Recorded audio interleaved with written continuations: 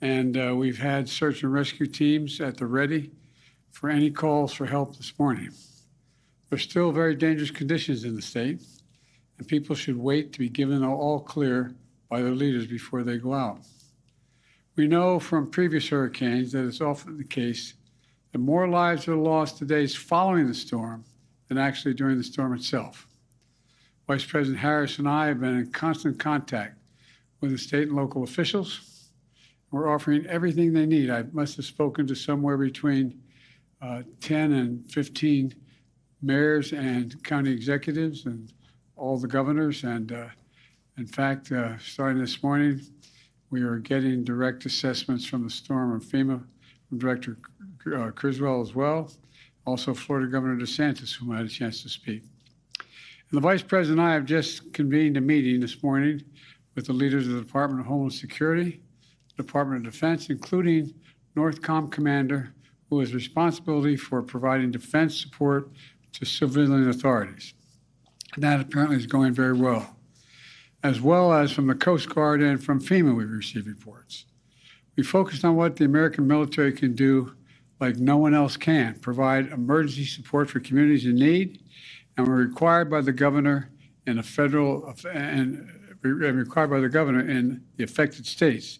I've spoken to all the governors, not today all of them, but I've spoken to all of them thus far, and how we can be ready to go in an instant when the call comes. At my direction, the Defense Secretary Austin has provided a range of capabilities both to Florida for Hurricane Milton, as well as the states impacted by Hurricane Helene. And the more capabilities are available, we assess the pressing needs, we can get whatever they need. To the servicemen and women who are on the ground responding to these disasters, thank you. Thank you for your professionalism, your dedication to every mission you're given. You're repeating it again. This is a whole of government effort.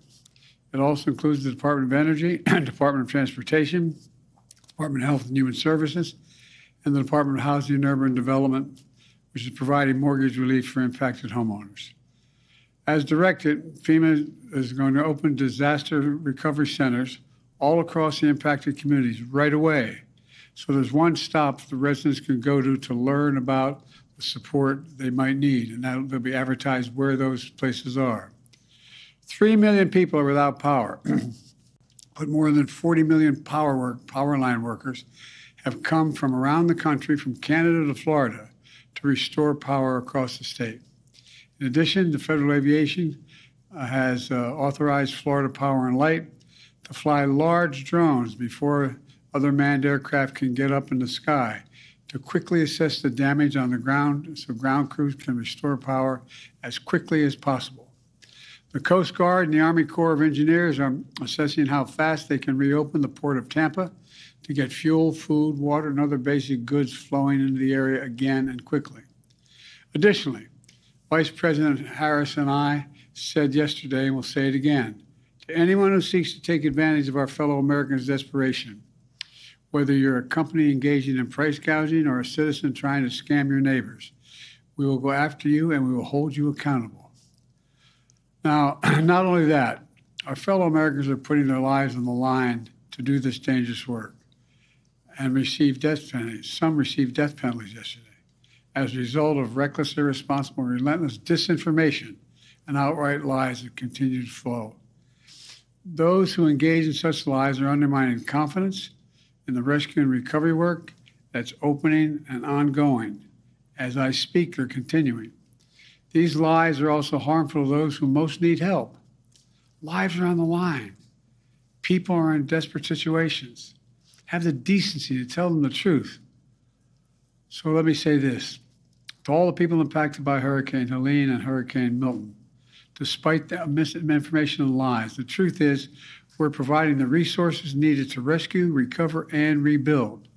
Let me close with this. I know recovery and rebuilding projects can take a long and difficult time, but as long after the press and the cameras move on, I promise you, you have to pick up the pieces still. I want you to know we'll do everything in our power to help you put pieces back together and get all that you need. But God bless you, and may God bless our troops and our first responders who are in some cases risking their lives to help. Thank you very much. I'll be reporting it again tomorrow. Thank you. Mr. President, on FEMA funding, how much time does Congress have to act before FEMA or the SBA run out of money? That's in discussion now, but I don't want to mislead you. I think in terms of the SBA, it's pretty right at the edge right now. And I think the Congress should be coming back and moving on the emergency needs immediately. And they're going to have to come back after the election as well, because this is going to be a long haul for total rebuilding. It's going to take several $1 billion. It's not going to be a matter of just a little bit. But we're providing now to make sure people have the emergency relief they need. The dollars just to be able to get a prescription filled, to get a baby formula done. All the things, that $750 that they're talking about, Mr. Trump and all those other people know it's a lie to suggest that's all they're going to get. That's bizarre. It's bizarre. They got to stop this. They're being so damn un-American with the way they're talking about this stuff. But there's going to be a need for significant amounts of money. We're already underway at trying to calculate what the costs will be, because we don't want to mislead anybody. We want to make sure all the costs are able to be covered. Have you spoken to Speaker Johnson about coming back before the election to vote? No, I haven't. Mr. President, so are you calling on Congress to come back early?